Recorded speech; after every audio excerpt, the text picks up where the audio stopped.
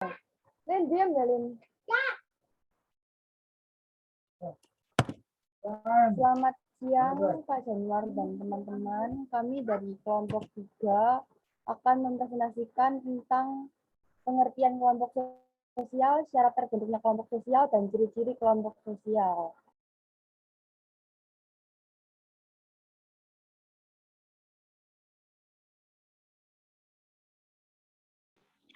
Menjelaskan pengertian kelompok sosial. Kelompok sosial adalah himpunan atau kesatuan-kesatuan manusia yang hidup bersama karena saling berhubungan di antara mereka secara timbal balik dan saling memengaruhi. Contohnya adalah keluarga. Keluarga merupakan unit terkecil masyarakat di mana individu pertama kali merasakan sosialisasi. Pada dasarnya, kelompok sosial memiliki beberapa ciri, tetapi di paling umum yang dimiliki oleh hampir setiap kelompok sosial adalah norma dan aturan. Bagaimana kelompok sosial biasanya terbentuk? Kelompok sosial biasa terbentuk secara alamiah dari diri individu ataupun secara kebetulan. Faktor kedekatan serta kesamaan menjadi faktor utama bagaimana kelompok sosial bisa terbentuk. Selain itu, seseorang individu seringkali berinteraksi dengan individu lain yang memiliki kesamaan dengannya, hingga akhirnya mereka membentuk kelompok sosial.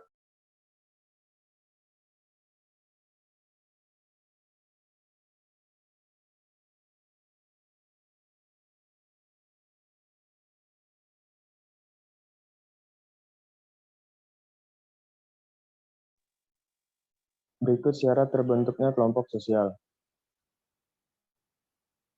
Yang pertama, adanya kesadaran sebagai bagian dari kelompok yang bersangkutan.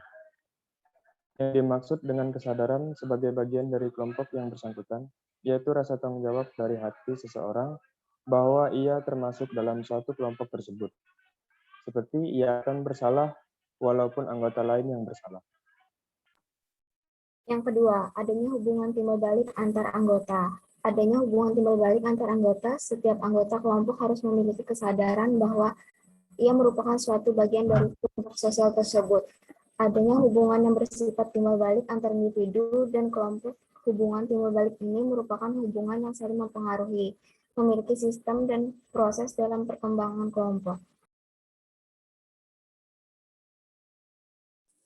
Syarat berikutnya adalah adanya faktor pengikat seperti kesamaan ideologi, kepentingan, dan kesamaan nasib. Faktor kesamaan ideologi adalah adanya kemudahan untuk mencapai suatu tujuan dari segala pihak dan juga ideologi berperan besar dalam terbentuknya hubungan kerjasama antar negara. Faktor kepentingan adalah situasi di mana seorang penyelenggara negara yang mendapatkan kekuasaan memiliki atau diduga memiliki kepentingan pribadi atas setiap penggunaan wewenang yang dimilikinya, sehingga dapat mempengaruhi kualitas dan kinerja yang seharusnya. Yang terakhir adalah faktor kesamaan ideologi. Karena jika adanya persamaan ideologi, akan mudah ke depannya untuk mencapai suatu tujuan dari segala pihak dan juga ideologi berperan besar dalam terbentuknya hubungan kerjasama.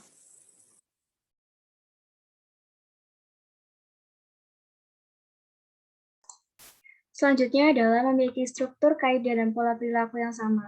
Dengan adanya pengaturan dan pengorganisasian unsur-unsur yang terkait dalam suatu objek material atau sistem, ataupun objek atau sistem yang terorganisasi, itu terbagi dua, yaitu adanya patokan atau ukuran sebagai manusia sebagai dalam bertindak. Kaidah juga dapat dikatakan sebagai aturan yang mengatur perilaku manusia dan perilaku sebagai kehidupan bermasyarakat.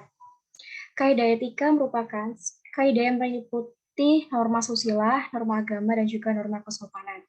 Yang kedua, adanya kelakuan seseorang yang sudah tersusun atau tertata karena proses dari kelakuan tersebut yang dilakukan secara berulang-ulang, sehingga perilaku ini hampir sama seperti kebiasaan. Selanjutnya, bersistem dan berproses untuk kemajuan tiap anggota atau secara keseluruhan kelompok sosial. Hal itu yang berarti adalah proses untuk kemajuan dari anggota tersebut ataupun bisa dari keseluruhan anggota kelompok sosial tersebut.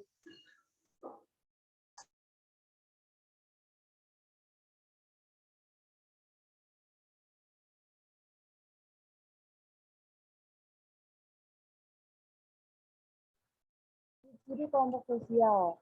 Pada awalnya, semua manusia merupakan anggota kelompok sosial yang di mana seorang individu dalam masyarakat akan banyak berhubungan dengan kelompok-kelompok sosial. Maka berikut ciri-ciri yang termasuk ke dalam kelompok sosial.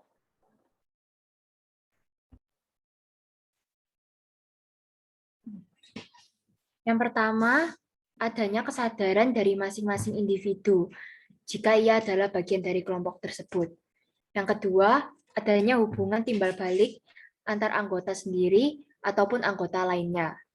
Yang ketiga, adanya interaksi yang aktif dan juga pola perilaku. Yang keempat, adanya suatu faktor tertentu yang dimiliki dari masing-masing individu. Yang kelima, adanya struktur tugas masing-masing dari dalam kelompok. Dan yang terakhir, adanya interaksi antar individu dalam jangka waktu tertentu. Kemudian ada berstruktur, berkaidah, dan memiliki pola perilaku. Yang terakhir, bersistem dan berproses.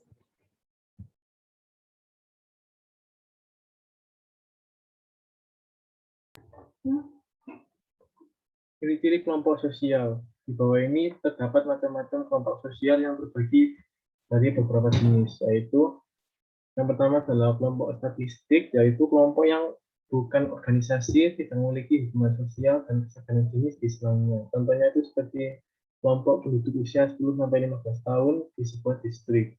Yang kedua yaitu kelompok kemasyarakatan, yaitu kelompok yang memiliki persamaan tetapi tidak memiliki organisasi dan hubungan sosial di selang anggotanya. Dan ketiga adalah kelompok sosial, yaitu kelompok yang anggotanya memiliki kesadaran jenis dan berkomunikasi satu dengan sama lain tetapi tidak terukat dalam ikatan organisasi, contoh kelompok pertemuan dan kerabat.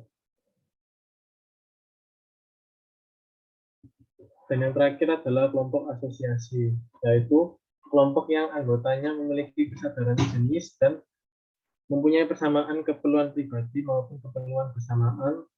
Dalam asosiasi, para anggotanya melakukan hubungan sosial, kontak dan komunikasi, serta memiliki ikatan organisasi resmi. Contohnya yaitu negara dan sekolah. Sekian dari presentasi kelompok kami. Terima kasih.